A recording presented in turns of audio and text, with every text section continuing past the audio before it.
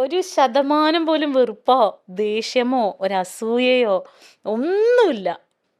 അത് അങ്ങനെയൊക്കെ ഒരാളെ സ്നേഹിക്കാൻ പറ്റുമോ? അങ്ങനെ ഒരാളാണ് അവള്. എനിക്കും അതുപോലെയാണ്. അവൾക്ക് എന്ത് നല്ലത് വന്നാലും എനിക്ക് ഭയങ്കര സന്തോഷമാണ്. അയ്യോ അവളങ്ങനെ അങ്ങനെ ഹാപ്പി ആയിട്ടിരിക്കട്ടെ എന്നാണ് നമ്മൾ വിചാരിക്കണേ. അപ്പം ഞങ്ങൾ ഇപ്പോഴേ പ്ലാൻ ചെയ്തിട്ടുണ്ട്. നമുക്ക് വയസ്സൊക്കെ ആവുമല്ലോ, ഒരു 60 വയസ്സൊക്കെ ആകുമ്പോഴത്തേനും ഇച്ചിരി സ്കിന്നൊക്കെ ചുളുങ്ങുമായിരിക്കും.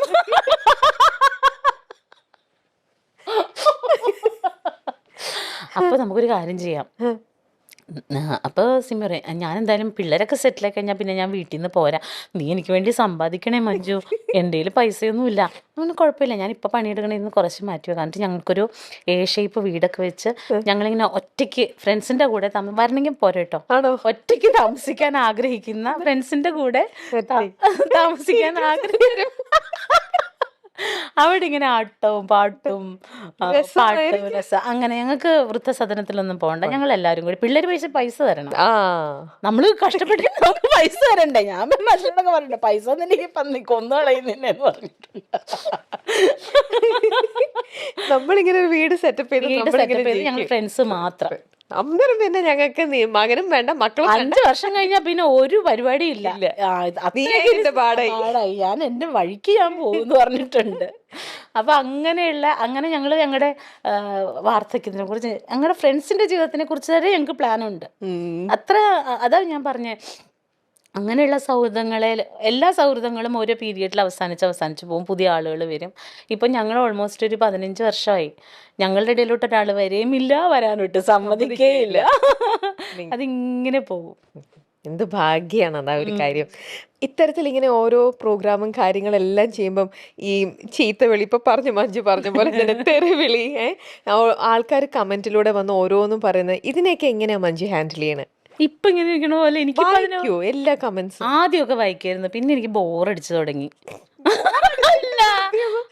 പിന്നെ അതുകൊണ്ടൊരു പ്രയോജനം ഇല്ലാന്ന് മനസ്സിലായി. എന്നെ അത് ബാധിക്കുന്നില്ലല്ലോ.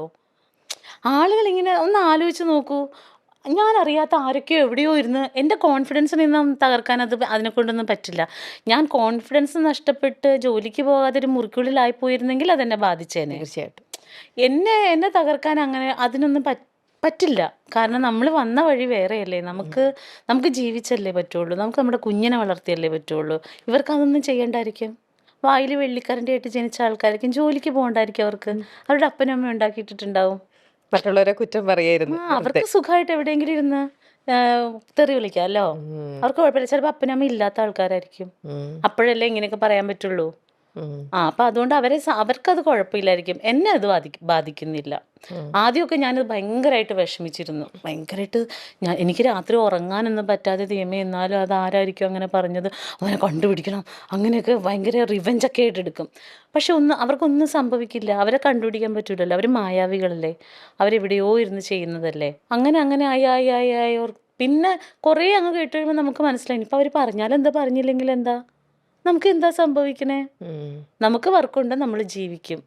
എനിക്കിപ്പോൾ വേറൊരാളെ പോയി തെറി വിളിച്ചിട്ട് അതിൻ്റെ പൈസ മേടിച്ചിപ്പോൾ ഇങ്ങനെ ഒരുപാട് യൂട്യൂബ് ചാനൽസ് ഉണ്ട്. നമ്മുടെ സ്ലോ മോഷൻ ഇടുന്നു, നമ്മുടെ വർക്കിൻ്റെ ഇടയിലുള്ള ഇങ്ങനെ ചാരി നിൽക്കുന്നതിനകത്ത് നിന്ന് നൈറ്റ് വെട്ടിക്കളയുക, അങ്ങനെയൊക്കെ ചെയ്ത് കുടുംബം പോറ്റുന്ന യൂട്യൂബേഴ്സും ഉണ്ട്, അങ്ങനെയുള്ള ചാനൽസ് ഉണ്ട്. എനിക്കെന്തായാലും അത് ചെയ്യാൻ പറ്റില്ലല്ലോ. നമുക്ക് മനസാക്ഷി എന്ന് പറയുന്ന സാധനം ഉണ്ടായിപ്പോയി.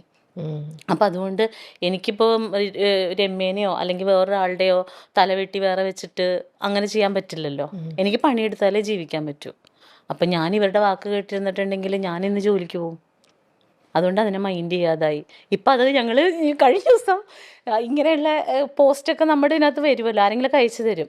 അപ്പം രസമുള്ള കമൻ്റൊക്കെ കാണുമ്പോൾ ഞാൻ ആർക്കെങ്കിലും അയച്ചു കൊടുക്കും, ഇത് വായിച്ചു നോക്ക് എന്ന് പറഞ്ഞിട്ട് അയച്ചു കൊടുക്കും. എന്തൊരു ഭാവനയാണെന്നറിയോ മോളെ. എന്താ ഒരു രസമുള്ള ഒരു കമന്റ് പറഞ്ഞു? അയ്യോ അതൊന്നും പുറത്തു പറയാൻ പറ്റില്ല, അത് അഡൽസ് ഉള്ളിയാ, ഭാവനയുടെ അങ്ങേറ്റമാണ്, എക്സ്ട്രീം ലെവലാണ്. ഇങ്ങനെയൊക്കെ ആളുകൾക്ക് ചിന്തിക്കാൻ പറ്റുമോ എന്നൊക്കെ. അത് ഇത്രയൊക്കെ എഴുതുന്ന, ഇത് എപ്പോൾ ഇരുന്ന് എഴുതും, ഇവളെ ഇങ്ങനെ കിട്ടിയാലോ അങ്ങനെ ഇങ്ങനെ ചെയ്തിട്ടില്ലേ, നമുക്ക് എൻ്റെ ദൈവമേ ഇവൻ്റെ ഭാര്യയുടെയൊക്കെ അവസ്ഥ എന്ന് ചിന്തിച്ചു പോണ തരത്തിലാ. അത് ഇവരുടെ സങ്കല്പമാണോ പറയുന്നത്, അതിന് വേറെ വല്ലതുമാണോ എനിക്കറിഞ്ഞൂടപ്പാ. ഇങ്ങനെ ചിന്തിക്കുന്ന ആൾക്കാരാ. അപ്പം ഇങ്ങനെയുള്ള ലിറ്ററലി പൊട്ടന്മാരാ ഇവരുടെ കമൻറ്റ് വായിച്ച് നമുക്ക് വിഷമിക്കാൻ പാടുണ്ടോ? നീ കൊള്ളൂല എന്ന് പറയും, വേണ്ട കൊള്ളണ്ട, എനിക്ക് കുഴപ്പമില്ല. പാവം ഇപ്പം രേണു സുധി എന്ന് പറയുന്നതിനെ അവർ ജീവിക്കട്ടെ, അവരുടെ ഭർത്താവ് മരിച്ചു പോയി, ജീവിക്കട്ടെ. അവർ ചെയ്യുന്നത് ശരിയാണോ തെറ്റാണോ എന്നല്ല, ഇവർക്ക് എന്ത് റൈറ്റാണ് ആ സ്ത്രീയെ ഓന്തിനെ പോലെ ഇരിക്കുന്നു, പല്ല് പൊങ്ങിയിരിക്കുന്നു, അങ്ങനെ ഇരിക്കുന്നു, ഇങ്ങനെ ഇരിക്കുന്നു പറയാൻ? ഇവരാരാണ്? ഈ മാർക്കിടാൻ ഇവരാരെ ഏൽപ്പിച്ചു? അതുകൊണ്ട് ആ സ്ത്രീക്ക് എന്തുണ്ടായി? അവർ നിറയെ വർക്കുകൾ ചെയ്ത് സമാധാനമായിട്ട് നടക്കുന്നു. ഇവർ ചീത്ത വിളിക്കുന്നതോറും പെണ്ണുങ്ങളോ അല്ലെങ്കിൽ ആണുങ്ങളോ കയറി പോവേ ഉള്ളൂ. നമുക്ക് ഇവർക്കത് ശരിക്കും നമ്മളെ വളർത്തുന്നത് ഇവരാ, പാവങ്ങള്. അവരതറിഞ്ഞിട്ട് അവര് നമ്മളെ താത്തിക്കെട്ടാൻ ചെയ്ത, പക്ഷെ മാക്സിമം ശ്രമിക്കുന്നുണ്ട്. ഇവര് തെറി വിളിച്ചവരെല്ലാവരും മേളിൽ കയറി പോയിട്ടുണ്ട്. അതുകൊണ്ട് വീണ്ടും തെറി വിളിക്കും, നമ്മള് ഉയരങ്ങളിലേക്ക് ഉയർന്നു പോകട്ടെ. ഞാൻ അതൊന്നും ശ്രദ്ധിക്കാതായി കേട്ടോ. എനിക്ക് പക്ഷെ ഇങ്ങനെ ഒരു മനസ്സെപ്പോഴും വളരെ ഇമോഷണൽ ആയിട്ട് ഇങ്ങനെ പലപ്പോഴും മരിക്കണം എന്ന് വിചാരിക്കുക, അങ്ങനെ അത്രയും ഇമോഷണൽ ആയിട്ടൊക്കെ ആ ഒരു സ്റ്റേറ്റ് ഓഫ് മൈൻഡ് ഇല്ലേ, അതിൽ നിന്നും ഇനി ഞാൻ മരിക്കില്ല, ഇനി ഞാൻ ഒരിക്കലും ഈ ഒരു തീരുമാനം എടുക്കില്ല എന്നൊരു സ്ട്രോങ് ആയിട്ട് ഒരു ഉൾവിളി നമുക്ക് തോന്നിയിട്ടുണ്ടാവണം. അതെന്നായിരിക്കും മനുഷ്യൻ? അത് സ്ട്രോങ് ആയിട്ടുള്ള ഉൾവിളി അല്ലടാ. ജീവിക്കാനുള്ള കോൺഫിഡൻസ് എന്ന് പറഞ്ഞാൽ പൈസയാണ്. അത് വന്നു കഴിഞ്ഞപ്പോഴാണ് മനസ്സിലായത് ഇനി എനിക്ക് ജീവിക്കാൻ പറ്റും എന്ന് മനസ്സിലായത്. അതല്ലാതെ നമുക്ക് സത്യമാണ് ഞാൻ പറഞ്ഞത്, പൈസ ഉണ്ടെങ്കിലേ നമുക്ക് കോൺഫിഡൻസ് ഉള്ളൂ.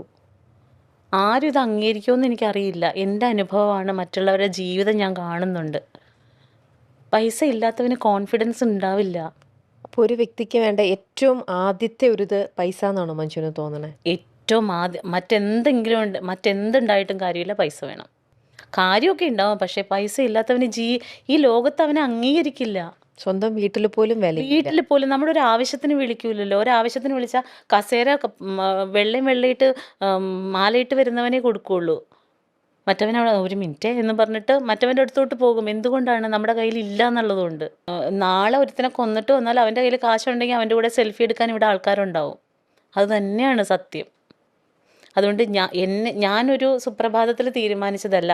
എനിക്ക് ഇവിടെ എനിക്കൊരു ജോലിയുണ്ട്, എനിക്കതിൻ്റെ പ്രതിഫലം കിട്ടിത്തുടങ്ങി, എൻ്റെ മകന് ഫീസ് കൊടുക്കാൻ സാധിക്കും, എനിക്ക് കടങ്ങൾ തീർക്കാൻ സാധിക്കും എന്നുള്ളത് മനസ്സിലായപ്പോഴാണ് ഇനി മരിക്കണ്ട എന്ന് ഞാൻ തീരുമാനിച്ചത്. ഇനി അങ്ങനെയല്ല, ഇനി എനിക്ക് ഇവിടെ ജോലിയുണ്ട്, ആ ജോലി ചെയ്ത് എനിക്ക്, അപ്പം ഇതല്ലെങ്കിൽ ഞാൻ ഒരുപാട് ജോലികൾക്ക് പോയിട്ടുണ്ട് കേട്ടോ. അപ്പം ഞാൻ കോൾ സെൻറ്ററിൽ വർക്ക് ചെയ്തിട്ടുണ്ട്, ഒരു ഓഫീസിൻ്റെ ഫ്രണ്ട് ഓഫീസിൽ വർക്ക് ചെയ്തിട്ടുണ്ട്. ഞാൻ പലതും ട്രൈ ചെയ്തിട്ടുണ്ട് എൻ്റെ ലൈഫ് മുന്നോട്ട് കൊണ്ടുപോകാൻ വേണ്ടിയിട്ട്.